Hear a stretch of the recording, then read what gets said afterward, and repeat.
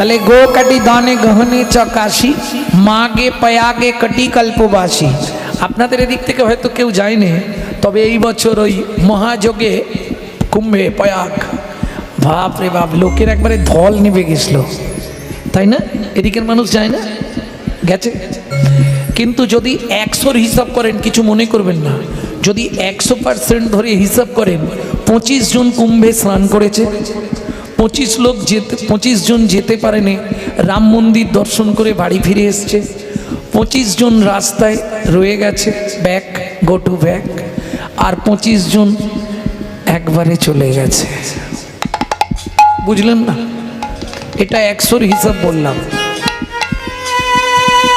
হ্যাঁ, আপনি বেশি না, আসানসোলের পর থেকে ধানবাদের ওই দিকটায় দুদিকে মনে হয় হাজার হাজার প্রাইভেট কার সব পড়ে আছে মাঠে, যেতে পারেন কেন? অত সোজা পাপ ধুয়ে যাবে?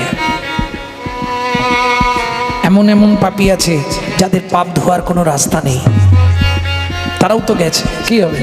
ওই হাফ রাস্তায় হরিনাম শেষ। প্রেম সে বলো চৈতন্য মহাপ্রভু কি জয়। তাহলে গো কাটি দানে গহনি চকাশি মাগে পয়াগে কটি কল্পবাসী। সুমেরু সমতুল পর্বত সমান সোনা দান করলে যে পুণ্য সঞ্চার হবে, নহি তুল্য রাধা শ্রী গোবিন্দ নামে। আপনি টাকা থাকলেই যে হরিনাম করাবেন এটাও ভাববেন না, হবে না। কেন? Man proposes but god disposes. মানুষ ভাবে এক, ভগবান করান আর এক। পূর্ব জন্মের যদি একলব স্বীকৃতি রয়, তবে তার গৃহে একদিন হরিনাম হয়।